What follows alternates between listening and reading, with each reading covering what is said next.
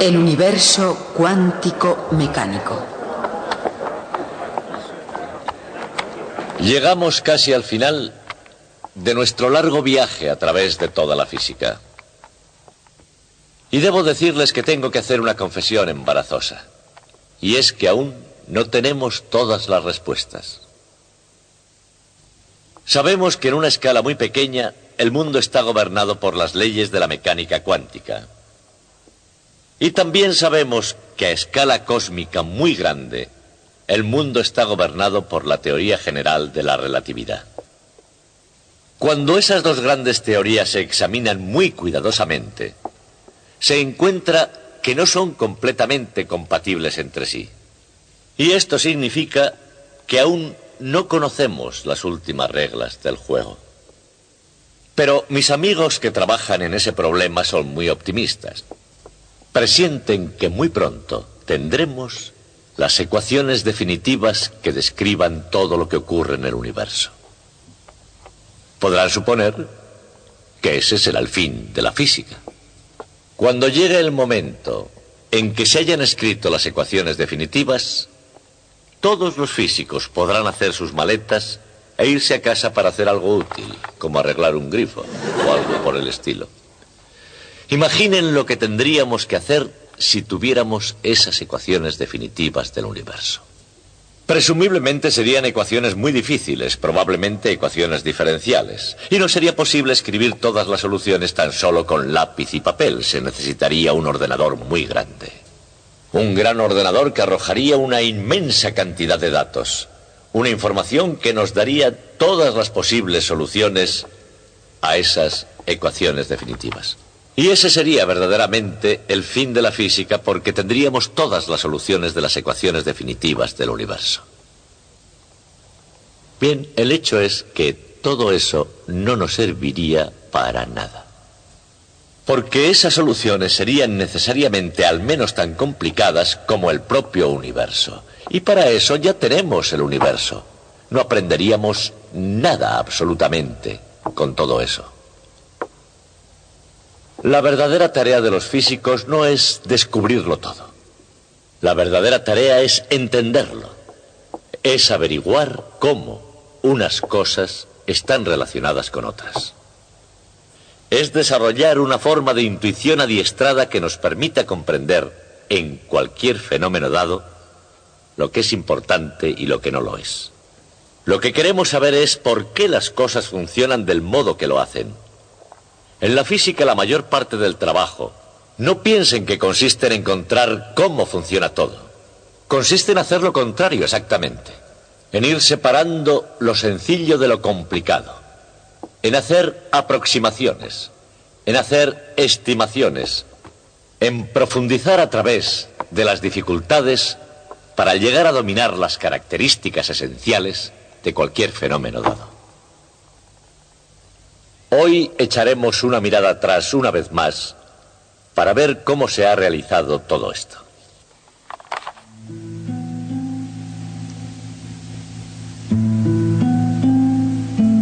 Muy de vez en cuando aparece alguien que descubre un cierto comportamiento que nadie había advertido anteriormente. Podría ser, por ejemplo, que los planetas del sistema solar obedecen a reglas precisas y relativamente sencillas. O podría ser que las rayas del espectro del hidrógeno obedecen con una precisión misteriosa a una fórmula sencilla. Tal vez sea una similitud entre la trayectoria de una bala de cañón y la órbita de la Luna, lo que atrae la atención de alguien. O podría ser una disposición de partículas subnucleares lo que sugiere su funcionamiento interno. Observaciones como esas jamás son meras ráfagas de inspiración. Son el resultado de interminables trabajos, de intentos y fracasos, de completos errores y verdades a medias. Y que frecuentemente, una vez conseguidas, se vuelven objeto de amargas controversias sobre a quién le corresponde el mérito. Pero hay algo que no se discute una vez que se ha descubierto un nuevo modelo de comportamiento. y se ha relacionado una parte del universo con otra. La conexión jamás será olvidada. Tales acontecimientos nunca son el final de la historia. Con frecuencia son precisamente el comienzo. Y lo que comienza con ellos puede ser nada menos que revolucionario. La historia del universo mecánico comenzó con una revolución científica. Cansado de la inmensa complejidad de la astronomía antigua, Copérnico sacó la Tierra del centro del universo y la puso en su lugar, bajo la influencia del Sol. Cuando se calmó el revuelo provocado por esta teoría, el resultado fue una nueva visión del universo como una máquina. Una máquina maravillosamente complicada, pero que cumplía unas leyes mecánicas precisas. A sabiendas o no, esa idea es el fundamento silencioso de todo el pensamiento occidental desde la época de Newton hasta incluso nuestros días. Pero irónicamente ya no es aceptada por la misma gente que la creó, los físicos. Y así el relato del universo mecánico finaliza con la historia de la Segunda Revolución. Una revolución que tuvo lugar en este siglo, casi dentro de nuestra generación, y que provocó un revuelo que aún no se ha calmado. Al igual que la primera revolución, la segunda nació del intento de solucionar un problema. La primera resolvió el problema del sistema solar y la segunda, el problema del átomo. ¿Es realmente posible que dos problemas tan similares hayan requerido soluciones tan radicalmente distintas, de modo que sería necesaria una segunda revolución para derribar a la primera? Después de todo, la primera revolución, la invención de la mecánica clásica, había resuelto no solo el problema del sistema solar, había logrado mucho más.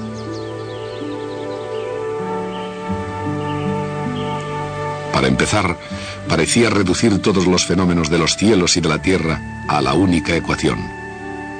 Una ecuación vectorial, para ser más exactos. Una ecuación diferencial vectorial. Pero dentro de su ámbito contenía las respuestas a una asombrosa variedad de preguntas. ¿Cuál es el principio para que un reloj vaya bien de hora? ¿O el secreto de seguir una trayectoria infalible? ¿Por qué las olas del océano rompen en una playa? ¿Y por qué un puente sólido se puede derrumbar? Con respuestas a preguntas como esas, parecía que la propia mecánica clásica era una estructura que jamás se derrumbaría. En lugar de eso, que inspiraría y guiaría la exploración de nuevos campos.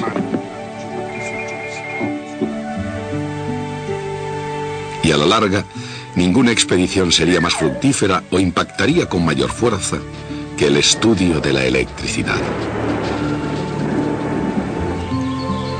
Benjamin Franklin, con un talento aparentemente sin límites para la invención, dio la primera descripción útil de la carga eléctrica.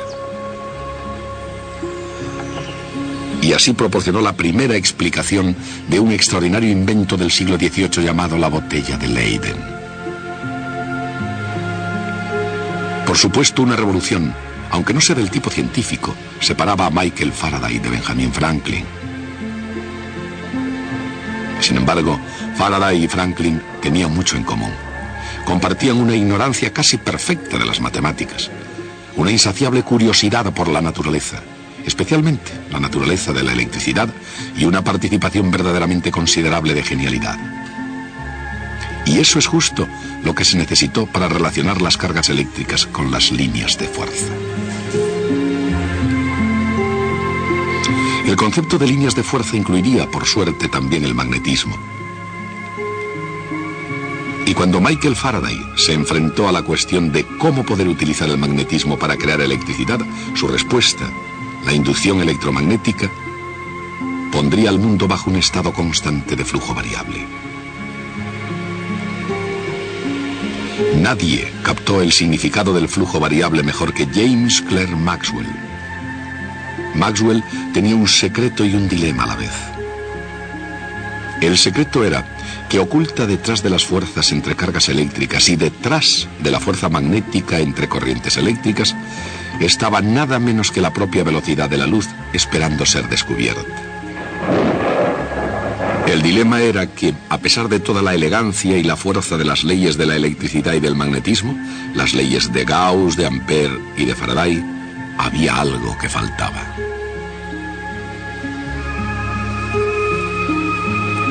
Cuando James Clerk Maxwell suministró la pieza que faltaba, la idea de que un flujo eléctrico variable podría producir un campo magnético, no solo había iluminado todo el espectro electromagnético, había completado la ciencia de la electricidad y el magnetismo. Fue un logro que rivalizó con la invención por parte de Isaac Newton de la propia mecánica clásica. Cuando el siglo XIX llegaba a su fin, la mecánica clásica de Newton y la teoría electromagnética de Maxwell parecían ser los cimientos gemelos de un edificio de la física que permanecería para siempre. Pero era un para siempre que no estaba destinado a durar mucho tiempo. ¿Qué podía haber fallado? Ciertamente no parecía que fuera mucho en ese momento, solamente unos pocos detalles que no encajaban bien en la gran escena.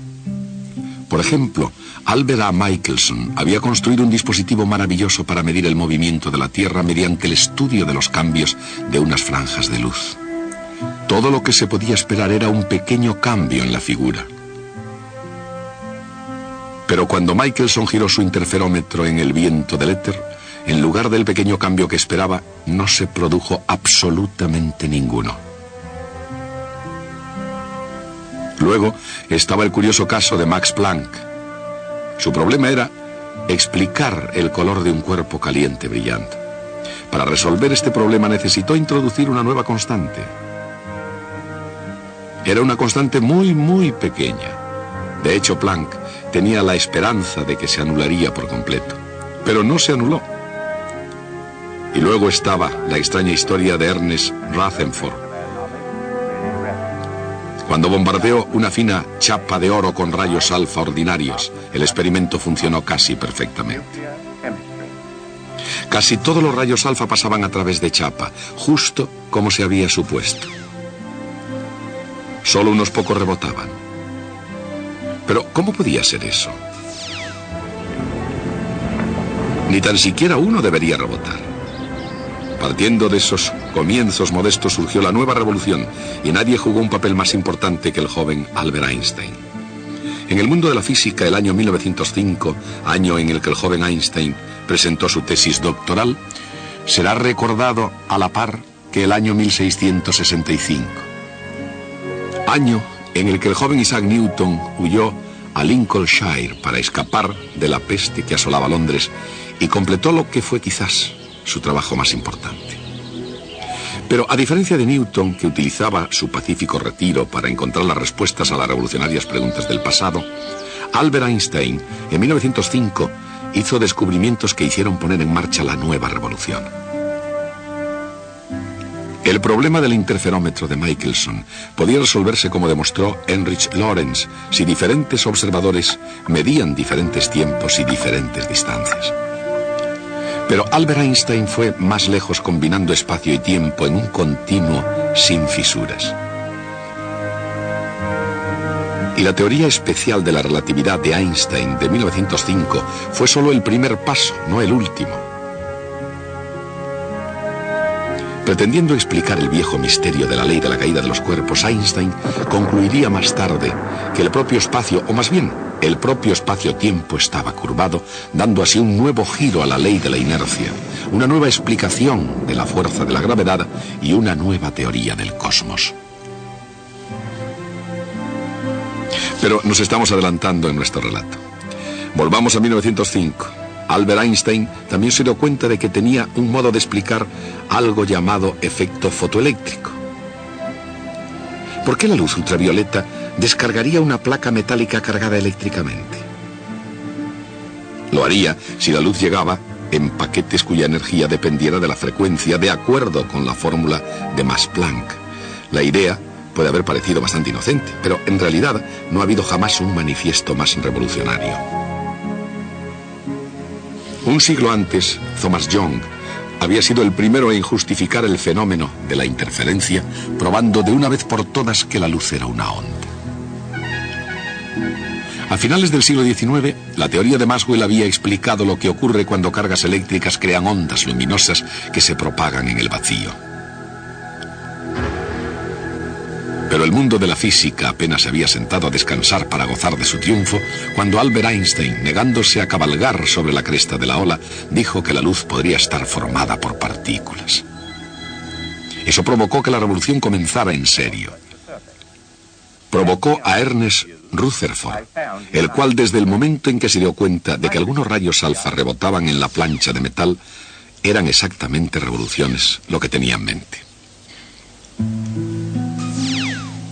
Al igual que Copérnico antes que él, Rutherford situó el núcleo en el centro del átomo y colocó los electrones en movimiento girando a su alrededor. Hubo una vez, mucho tiempo antes, en que la pregunta había sido: si la Tierra se está moviendo lanzada a través del espacio, ¿por qué no salen volando las cosas que están sobre ella?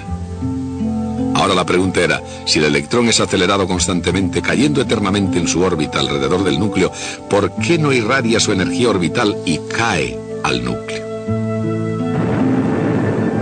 Niels Bohr se presentó con un salto acuático y una parte de la respuesta. Solo se permitirían ciertas órbitas especiales, aquellas cuyos momentos cinéticos fueran múltiplos de h con barra. Y la luz solo podría ser emitida o absorbida en saltos entre órbitas. Eso es exactamente lo que se necesitaba para explicar el tamaño y el espectro del átomo de hidrógeno. ¿Qué se necesitaría para explicar por qué se permitían precisamente esas órbitas y no otras? El príncipe Luis de Boyle era un aristócrata como el que más, pero tenía también un espíritu democrático y un sentido de la igualdad de oportunidades. Dijo: si la luz puede estar formada por partículas, ¿por qué no pueden los electrones ser ondas? Las ondas del electrón producirían interferencias constructivas tan solo en las órbitas que el doctor Bohr había organizado. Y eso realmente provocó problemas. Mientras que el mundo de la física parecía ir de triunfo en triunfo, su propia estructura se estaba desenmarañando, o para expresarlo de otro modo, la dualidad partícula-onda parecía una metáfora defectuosamente mezclada. Indudablemente, las ondas de diferentes longitudes podrían combinarse en un paquete o en un bulto vagamente parecido a una partícula, pero entonces ésta ni siquiera tendría una cantidad de movimiento definida. A su debido tiempo, esta extraña idea no solo llegaría a ser aceptada, sino que se conocería como el principio de incertidumbre de Heisenberg. El principio del profesor Heisenberg describía en términos generales las nuevas leyes de la física. Los detalles se podrían encontrar al resolver una nueva ecuación dada por Erwin Schrödinger. Y cuando se resolvió esa ecuación, ofreció una imagen del átomo que iba más allá de la imaginada por Niels Bohr. La nueva teoría llamada mecánica cuántica explicaría mucho más que los estados del átomo de hidrógeno. Explicaría también todos los otros átomos de todos los otros elementos. La mecánica cuántica puede muy bien convertirse en el triunfo definitivo de la física. Pero como muchos triunfos fue adquirido con un costo enorme. Desafía la idea más fundamental de todas: la relación entre causa y efecto. En la física aristotélica, cada movimiento tenía que tener una causa inmediata. Se necesitaba un ímpetu, un impulso para mantener en movimiento una bala de cañón. En la física newtoniana, el movimiento ya no necesitaba de una causa, pero cada cambio en el movimiento sí la necesitaba. Sin embargo, en la física moderna, dada una causa, no siempre se produce el mismo efecto. Este es el verdadero abandono del pasado. Los resultados de un conjunto dado de circunstancias no estaban completamente determinados. Hay resultados alternativos posibles. Solo están determinadas con precisión las probabilidades de las alternativas. Esta falta de determinismo es verdaderamente revolucionaria y no debe confundirse con una situación similar que surgió en la física newtoniana. La estadística se ha utilizado extensamente para describir el movimiento de las moléculas en un gas. Eso fue solamente un procedimiento práctico. Teóricamente se podía calcular la trayectoria de cada bolita sólida. Teóricamente se podía predecir el futuro del universo. Sencillamente no era práctico hacerlo. Pero con la mecánica cuántica, la situación ha cambiado fundamentalmente. Como una cuestión de principios, las trayectorias de las partículas atómicas no pueden predecirse con exactitud y el futuro del universo no es predeterminado. En los países, como en los campos de la ciencia, tienen lugar revoluciones. Vienen y se van, y las cosas permanecen más o menos igual. Incluso en el universo mecánico cuántico, algunas cosas no han cambiado.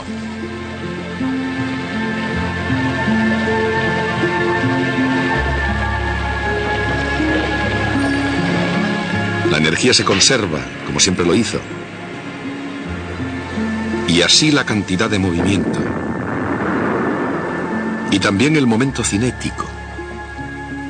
De hecho, esas mismas ideas residen en el propio corazón de la física moderna.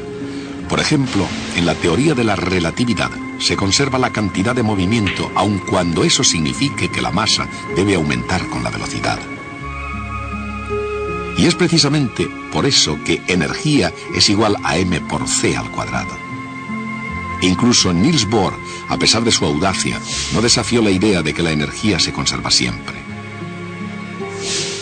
Y la idea de energía sigue siendo fundamental incluso para las partículas fundamentales. Con respecto al momento cinético, la idea no solo guió a Niels Bohr, sino que surgió como un concepto central de la nueva física en que cada electrón, por no mencionar las otras partículas elementales, es un tipo de giróscopo mecánico cuántico. Y sin embargo, es difícil imaginar cambios más profundos que los originados por esas dos grandes revoluciones separadas solamente unos pocos cientos de años. Primero, las esferas de cristal de los antiguos se transformaron en una máquina racional perfectamente ordenada, el universo mecánico. Y luego, en un asombroso cambio de rumbo de los acontecimientos. El tiempo y el espacio, la materia y el movimiento, los émbolos y engranajes propios de la gran máquina se hicieron irreconocibles.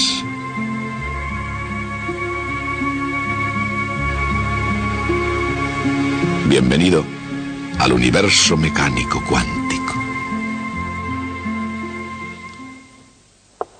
Bueno, este es el momento que todos estaban esperando. Nuestro largo viaje juntos a través de la física ha terminado finalmente. Pero nos queda el tiempo justo para echar una última ojeada atrás, hacia donde hemos estado. Todo el relato comenzó, por supuesto, con Copérnico. Copérnico dio un pequeño empujón al sistema aristotélico y todo se vino abajo. 150 años más tarde, había sido reemplazado por la visión del mundo de Newton. Y hoy todavía, la gente culta ve el mundo de esa manera. Bueno, no toda la gente culta. Resulta que los científicos ya no piensan de esa forma. En nuestro propio siglo, y de hecho prácticamente dentro de nuestra generación, ha habido una nueva revolución científica. Y las leyes de Newton ya no son la ley de la Tierra. Pues bien, esto plantea una pregunta interesante. Si ya no creemos que las leyes de Newton son verdaderas, ¿por qué nos pasamos tanto tiempo enseñándoselas a ustedes? Y otra pregunta relacionada con la anterior. ¿Es esta nueva revolución semejante a la original en el sentido en que se han reemplazado leyes erróneas por leyes correctas? La respuesta a ambas preguntas reside en el hecho de que las leyes de Newton son realmente tan verdaderas como lo han sido siempre. La luna sigue cayendo 1/20 de pulgada por segundo, como lo ha hecho siempre. Lo que hemos descubierto es que las leyes de Newton no son la última verdad. Surgen de leyes aún más profundas. Pero en cierto sentido, esta nueva revolución es semejante a la anterior. Y es que ha habido un cambio en el tipo de preguntas que formulamos. En la primera revolución científica, la disputa sobre la interpretación de la autoridad humana o divina fue, con la poderosa ayuda del razonamiento matemático cuantitativo, reemplazada por la observación. por la medición y por la comprobación de hipótesis. Y el resultado de todo ello fue el universo mecánico. Un universo que inexorablemente forjaba su destino de acuerdo con leyes mecánicas precisas y capaces de predecir. Hoy no creemos ya en ese universo.